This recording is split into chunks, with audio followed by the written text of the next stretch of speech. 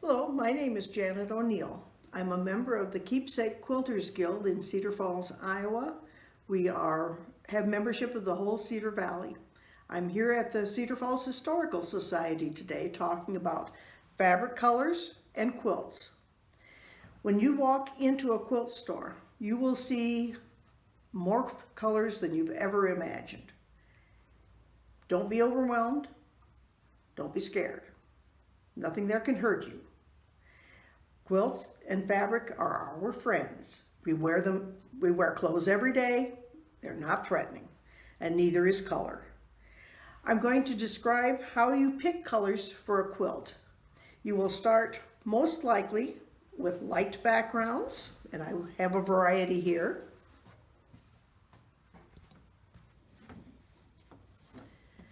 You will go to a medium value of fabric. Okay, so we'll bring in the red, the gold, the peach, the pink, the green. I'll move these two out of our way. From here, we will go into a dark value. Your contrast is the key to what you're doing. You want a distinction between lights, mediums, and darks. There's another light that didn't get brought in. Here's another medium that got missed.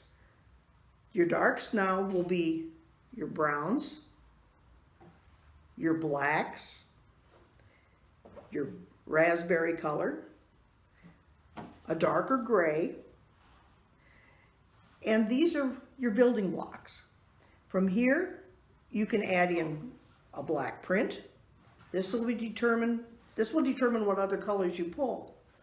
You can bring in a muted green, almost like a coral reef type coloration. This will determine the colors you pull. Here's a floral. That's the same way. These are the colors that you will pull to make your quilt. If we start with the floral, red is a good combination. We keep the red. For now, we'll keep the brown. We'll throw this out. That doesn't work. We'll throw out the gray. That doesn't work. The gold is good. The green is good. This green pattern does not play nice. It would work, but it's not a best bet. The raspberry is a maybe. The blue goes. The black is a maybe. Not this print necessarily, but one that's more black, less gray. So that's an option. This one is a definite goes out. But then we bring in, does this green work? Yes, it does actually. I hadn't thought it would. I was looking at the true greens, but this is the olive that's in here. This would work fine. Here comes a gold. That will work. Then we pull of these colors. Here's another red. This is a better red than this one is, even though either one would work. In fact, I think I do like that one better, so that goes back up. The pink, the orange, this one, no, that one's gone. The coral, yes. The green, yes. The brown is a maybe. He doesn't go far, but he's a maybe. The gold is another yes. This background is a yes. This comes out because I think this is too cool of a color in relation to all these other warm tones we have. So if we take out the pink and steer just to the red, coral, gold, light gold, darker gold, olive green, I think we've got a pretty good combination that would make a nice table runner. We still can use accents of black, but in this instance I would use a solid black. I would not use this busy a black pattern. The brown is not represented in here in the background, so the brown's gone too. So let's go to another combination. Let's pull the blues. Or maybe we just need to stick with the pinks. Let's pull this pink in. This pink, the raspberry, the light pink. Here comes Mr. Black, and he looks good with this group. We could use the cream, which softens it. We could use a white, which makes all the colors jump and say, hello, I'm here. We've got another white with a pattern in it. that would work. It doesn't interfere with these other colors, but it isn't necessary to have pattern here. This is a better pattern. This is all pink tones. There's nothing wrong with these colors. If we want to add, we can add a green. The green adds a little bit of interest, a little bit of spark. We don't go green, we could go teal. Teal is the same way. It adds spark. It makes things, it doesn't make it feel uncomfortable, but it does give you a little jolt that says, oh, look at me. And sometimes that's exactly what your quilt needs. If you get colors, so everybody is a pale, match, match, match. Everything is the exact tint one to the next. The quilt is nice, but that's all it ever will be, is only nice. It won't be, oh, wow, I would never have thought of using that color. And that's what you want your quilts to do. You want it to be pleasing to you, but you want to make other people jealous that they weren't smart enough to think of using a distinctive color that's not in the family, but it's just the right color. Going back to our yellow flowers, we have a yellow here. This yellow is more of a lemon yellow. And you see, it doesn't look so nice. These richer gold colors, that's what brings out the yellows in here. And it makes everybody stand up and take notice. This would work, but you wouldn't be satisfied. For all the work you put in a quilt, you would be dissatisfied because it didn't sparkle. Now, if you have a fabric like this, you will look for what's called a non-traditional pattern, because a four patch, a drunkard's path, everything is cut up into little segments, you lose your design. So if you're going to not want to cut this up, you would use this as a border. In your blocks in the middle, you bring in your black, you bring in your teal. You could even bring in this light teal. There's distinction there. There's more pattern to it. You wouldn't use as much of it, but you could bring this in. You could bring in this. This is where the lemon yellow looks best. So you bring in the lemon yellow. You could bring in the raspberry, even though this is more pink than what your purple beads in here are. This still works because it's in the red violet fabric that's hiding in here in the edge. You would look at greens and say, well, yeah, that's not the greatest green. Okay, that's better, but that's not the right green either. And there's a whole raft of greens between these two. There are all kinds of the true grass Kelly green colors, and maybe that's the exact one you want for here. You wouldn't need a lot of it. When you make scrappy, you don't need a lot of any one thing. You need a lot of a variety of things. And that's what you see here on the edge of this fabric. Not all fabrics have this, but this one does. These dots will give you a variety of colors that you can choose from and be safe with. If you have all of those in your quilt, you have a truly scrappy quilt, because it says here there's 18 different colors. And that does not include any whites. So, with these in mind, okay, there's number 2, that's that teal. Do we have a number 1 blue? No, we don't have it on this table, but that doesn't mean the store wouldn't have one. Number 7 is the bright red. Number 8 is a true orange, and that's pretty close to this, which so far we're good. The raspberry is darker than the number 4, but that would work. You get over here, this is the number 14 here, is a dark mint green, what we would have called a baby green. But number 13 falls in the olive categories. So something along these lines would work. Number 16 is our soft yellow. 19 softer than this even, which I wouldn't go that light. You would lose it. But you could substitute a color like this, or either, oh, this is a better one, because that would give you a place for what they call a place for your eye to rest. So you don't have sensory overload.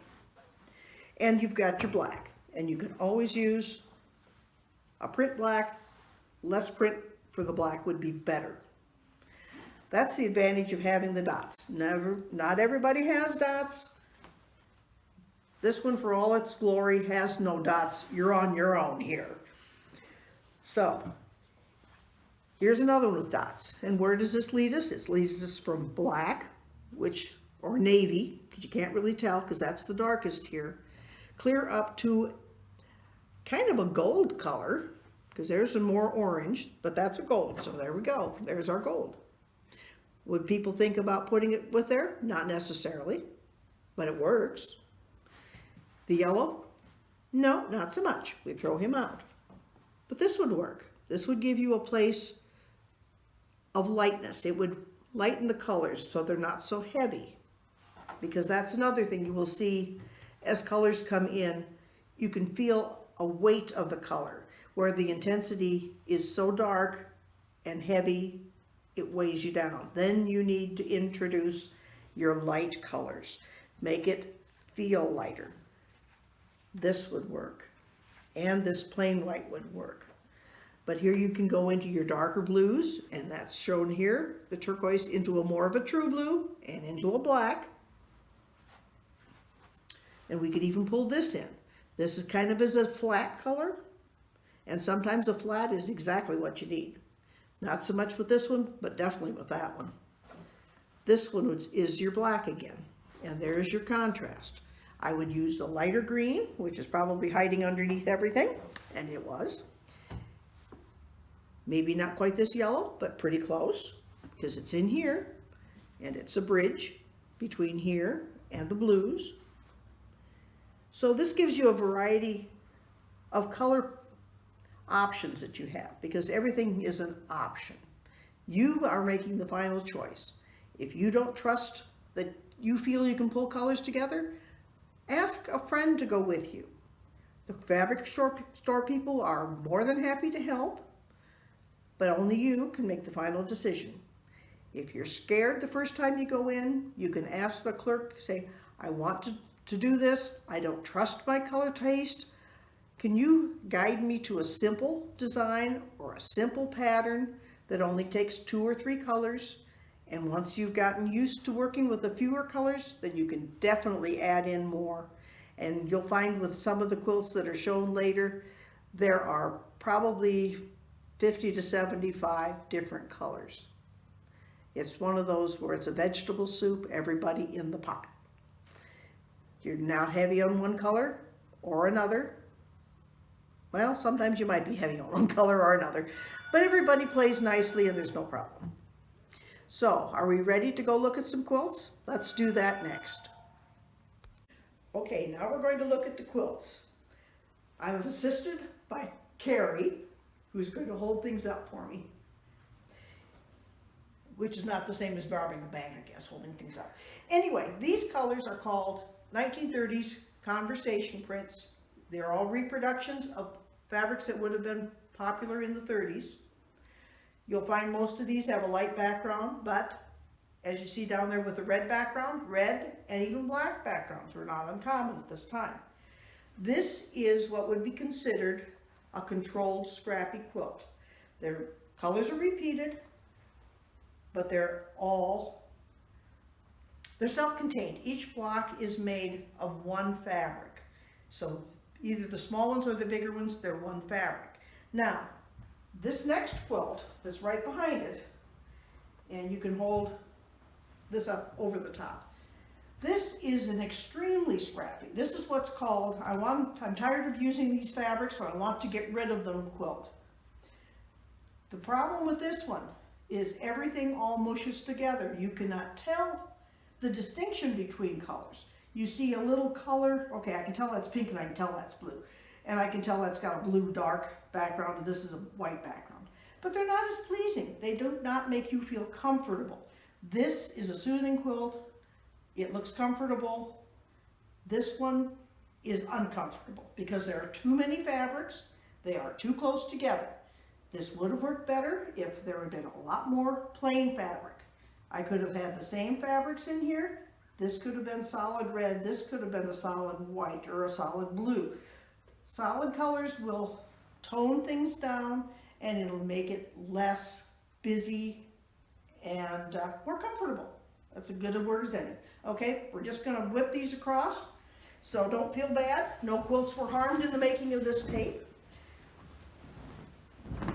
This next one was a fabric that I just enjoyed looking. We're going to hold it up higher.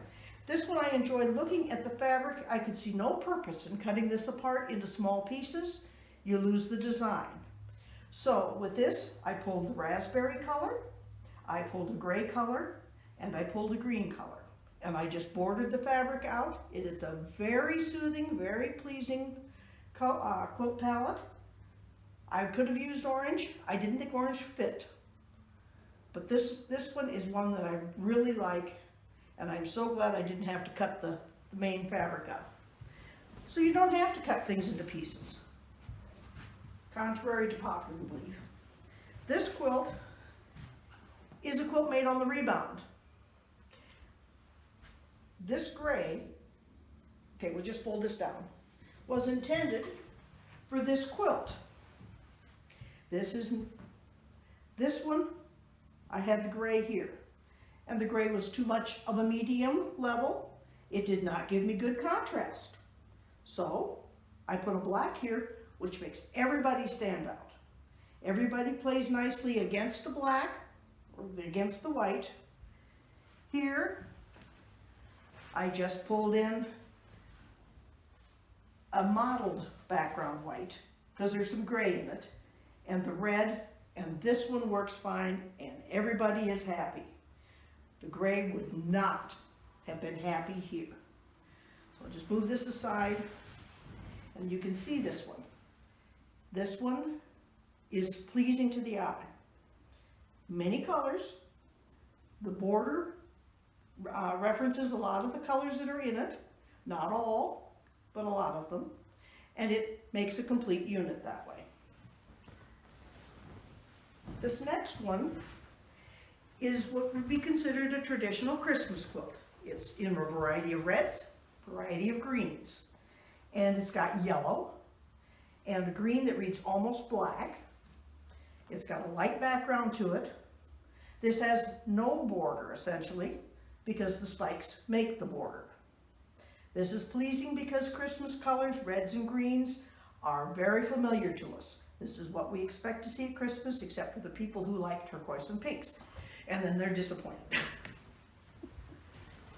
This is a reproduction of a 1930s print. This is called Windmill. This is what it looks like with a light background. Okay? If you would use a black background, that's the exact same block. And you can see how much difference there is. This makes these colors, which are not a flat solid color, but look like it from a distance. It makes everybody pop, as it said, and gives a very pleasing look to the eye, as opposed to this one. There's nothing wrong with this one. This is the same thing done in Civil War type representation fabrics. The pinks and browns were a common theme at that time. I did not have a pink and brown quilt, and I thought I needed one. So this has a variety of pinks and browns, but the colors here again are more muted. It would be more in keeping with the times, that things were not bright and cheery like the black one, or this one even is. This one would have been, it would have shown the correct temperament for the times that the quilt lived in. Now you can use only two families of color. This is black, and it's shades of teal. Like there's 5 or 6 shades of teal. You know, lift your corner just a touch. There we go. And the design shades from light to dark, and that's how this pattern was set up to be. This is called, I can't tell you now. I had it a minute ago and it's gone, but that's all right. This is this is another soothing color because everybody plays nicely together. The two colors, teals and blacks, are a good combination, And it's another way to use a limited palette, as it's called, just a few colors, and it gets a very graphic design. This next one is done in teals and browns. Essentially, another two-color quilt. Shades of browns. The background in this is a light blue, and it fits the colors. There's nothing wrong with this. I would not have liked it so well if I went with a white background or even a cream colored background. I think the blue is the perfect color for that background. It makes there's enough distinction. It makes the colors pop one to the next. You can tell exactly where the brown is, exactly where the blue is. And makes a pleasing look.